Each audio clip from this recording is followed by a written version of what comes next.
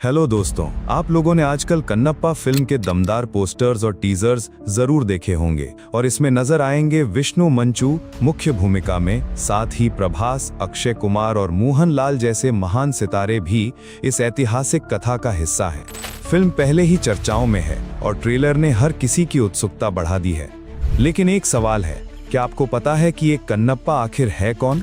South Indian movies में आपने इसका नाम जरूर सुना होगा, पर क्या आप जानते हैं, कन्नप्पा कोई काल्पनिक पात्र नहीं बल्कि एक सच्चा भक्त था। एक ऐसा भक्त जिसने भगवान शिव के लिए अपनी आंख तक अर्पित कर दी।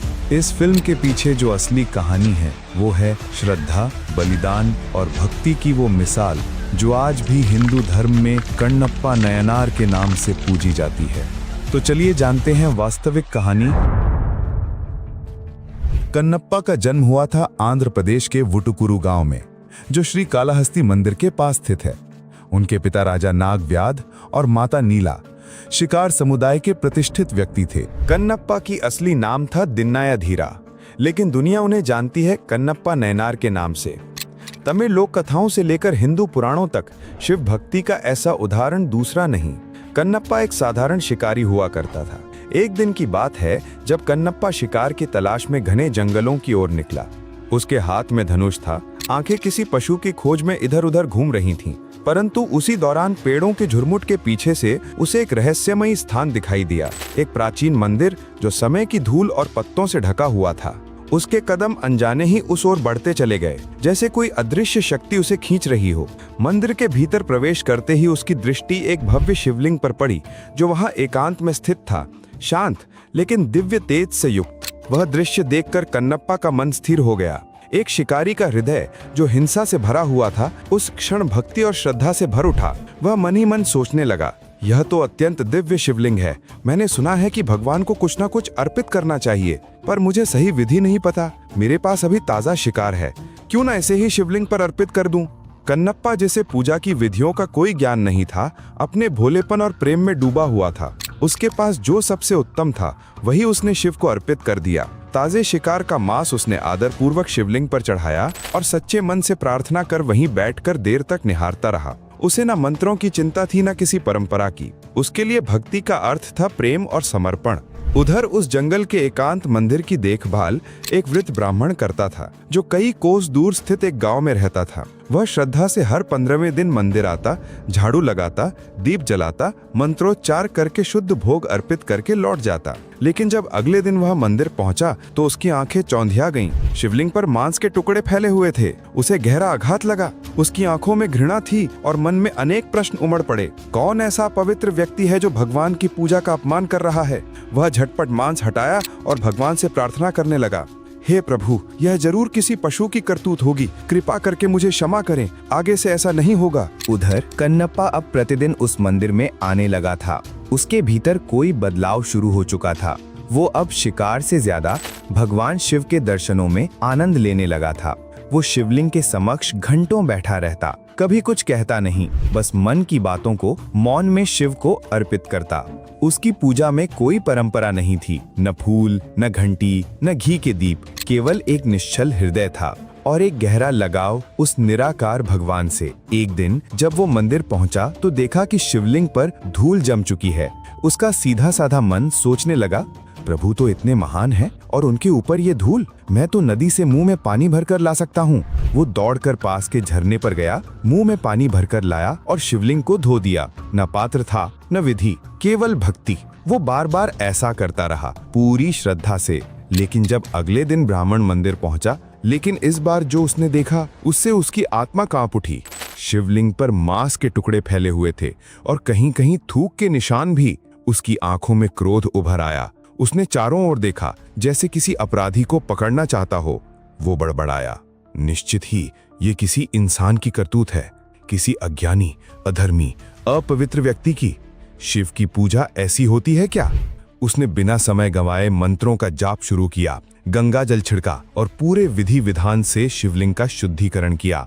पूजा संपन्न करने के बाद वो धीरे धीरे मंदिर से बाहर निकला, पर उसके कदम रुक रुक कर चल रहे थे।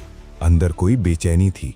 हे प्रभु, उसने आकाश की ओर देखते हुए कहा, रोज कोई आपका अपमान कर रहा है, शिवलिंग को अपवित्र कर रहा है और आप मौन हैं। क्या आपकी सहनशीलता का कोई अंत नहीं? उस रात जब वो ध्यान मग्न हुआ तो एक दिव्य प्रकाश उसके सम्मुख प्रकट हुआ। ये कोई स्वप्न नहीं था, ये अनुभूति थी, ईश्वरीय साक्षात्कार। शिव प्रकट हुए, तेजस्वी, शांत, लेकिन आंखों में एक अद्भुत करुणा। उन्होंने कहा, ब्राह्मण देवता, जिसे तुम अपमान समझते हो वो मेरे लिए सच्ची भक्ति है। वो शिकारी भले ही वेद न जानता हो, पर उसके प्रेम में छल नहीं है, उसका समर्पण शुद्ध है। अगर तुम सच में जानना चाहते हो कि भक्ति क्या होती है तो कल मंदिर के पास छिपकर देखना। अगली सुबह ब्राह्मण मंदिर के पीछे झाड़ियों में छिप गया। उसका दिल तेजी से धड़क रहा था। थोड़ी देर बाद एक हल्की सी आहट सुनाई दी। वो वही शिकारी था, कंधे पर शिकार का मांस लटकाए, चेहरे पर मासूम भक्ति। उसके मुंह में झरने का पानी भरा था। वो सीधा शिवलिंग के पास गया और बोला, प्रभु, आप मुझसे नाराज हैं क्या? आज आपने मेरी भक्ति क्यों स्वीकार नहीं की?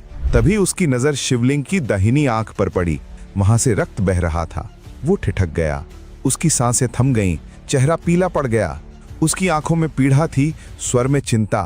अरे, आपकी आंख में चोट लग गई है प्रभु, आप चिंता न करें, मैं अभी दवा लाता हूँ। वो दौड़ता हुआ जंगल की ओर गया, जड़ी बूटियां तोड़ी, उन्हें अपने हाथों से पीसा और शिवलिंग की आंख पर हल्के हाथों से लगा दी। लेकिन रक्त बहना बंद नहीं हुआ। अब कन्नप्पा की आंखें भर आईं।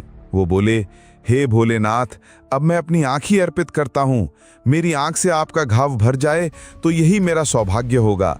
उसने अपने झोले से एक चाकू निकाला, बिना एक पल गंवाए अपनी दाहिनी आंख निकालकर शिवलिंग पर रख दी। रक्त बहना बंद हो गया। वो अभी चैन की सांस ही ले पाया था कि उसकी नजर दूसरी आंख पर पड़ी। अब वहां से भी रक्त बह रहा था। अब तुम्हें अंधा हो जाऊंगा, लेकिन मुझे कोई डर नहीं। अगर मेरी आंखें आपको पीड़ा से मुक्ति दिला सकें तो ये सौदा मंजूर है। उसने अपने माथे पर एक टीका लगाया ताकि दूसरी आंख ठीक जगह चढ़ा सके। जैसे ही वो आंख निकालने ही वाला था, दिव्य प्रकाश से सारा मंदिर चमक उठा। महादेव प्रकट हो गए। कन्नप्पा उन्हें देखकर उनके चरणों में गिर पड़ा। ब्राह्मण जो सब देख रहा था, दौड़कर आया और हाथ जोड़कर प्रभु के चरणों में गिर पड़ा। उसकी आंखें अब श्रद्धा से नम थीं। शिवजी ने दया और प्रेम से उस शिकारी की ओर देखा जिसकी भक्ति ने उन्हें हृदय से छू लिया था। उन्होंने धीरे से कहा, आज से तुम्हारा नाम कणप्पा नयनार होगा।